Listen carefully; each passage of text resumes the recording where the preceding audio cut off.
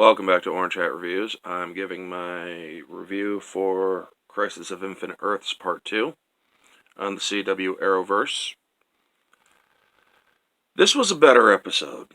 The first one had a clunky start, convoluted story, non-established characters that are not shown and just mentioned, but still everybody seems to have an idea who that person is, and they talk about him as if they have seen him and met him and whatnot, but they haven't.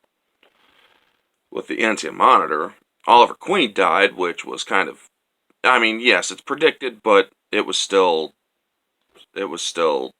not something that I wanted to watch. But it's also fitting to his character, you know? But anyway, they want to undo that, bring him back to the Lazarus Pit, or bring him to a Lazarus Pit in a different Earth because all the ones on his Earth are dead. They brought back the Wave Rider from Legends of Tomorrow, but one from a different Earth where Leonard Snart is the AI, and Mick is the only one around.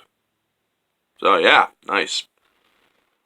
They had some Easter eggs here and there when Lex Luthor went rogue with the Book of Destiny, and because the Monitor had to go get that back in time and whatnot.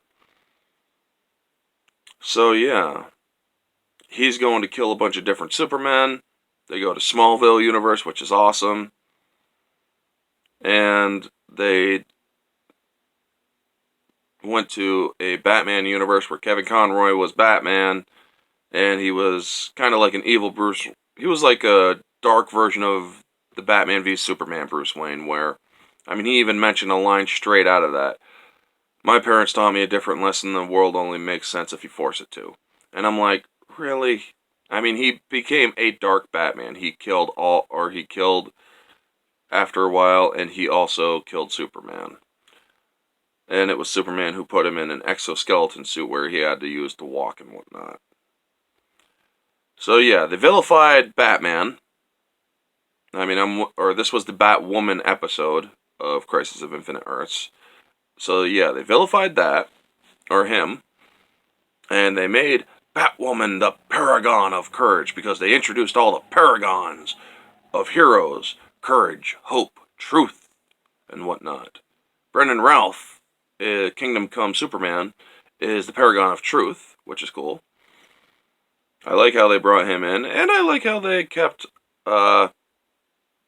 Ray Palmer, who is also Brendan Routh, around. So yeah, subjectively, it has some good things, but it's a major identity politic crap.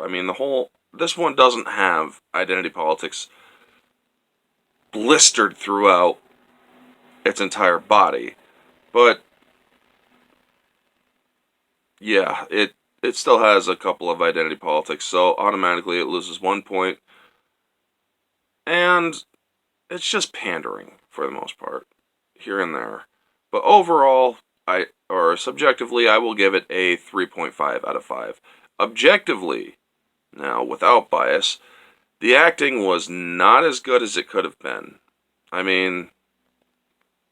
This was just bad.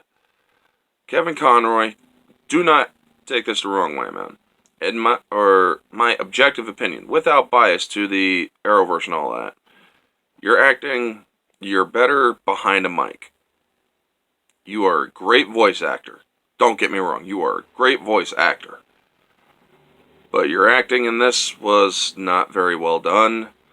The direction was not very well done. The story, while improved, was not very well done. The first episode was a 3 out of 5 objectively. I will give this one a 3.5 out of 5 subjectively. Showgoer, people are going to love it because it's Crisis of Infinite Earths and whatnot, so I'll give it a 4 out of 5.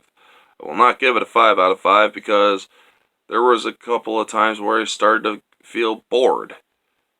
They tried to bring Oliver Queen back. They did in that Lazarus Pit, but they can't John Constantine can't get his mojo because too much antimatter in the universe, or in the multiverse, or whatever.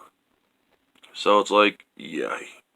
Okay, so they got a soulless Oliver Queen back, and alive, and whatnot.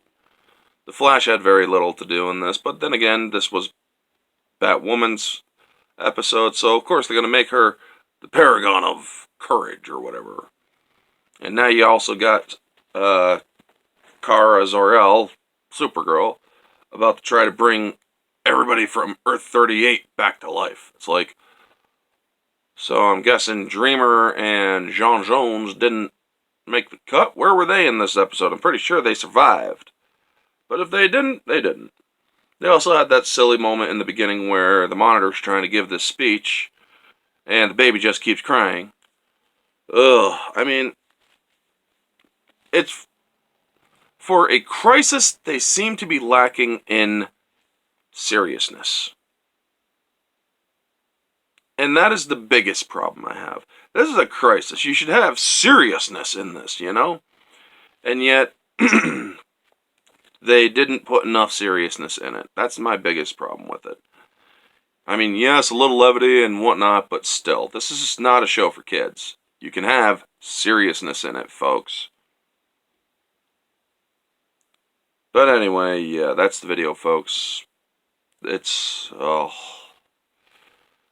I can't wait till I give my review for the entire Arrowverse.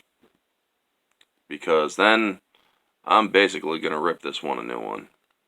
Anyway, folks, that is the video. You all know the drill. Like, comment, subscribe, share, all that jazz. Let me know down in the comments below what you think of Crisis on Infinite Earths so far.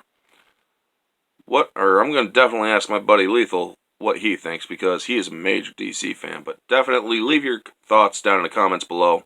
This has been Orange Hat Reviews, and I'll catch y'all on the next one.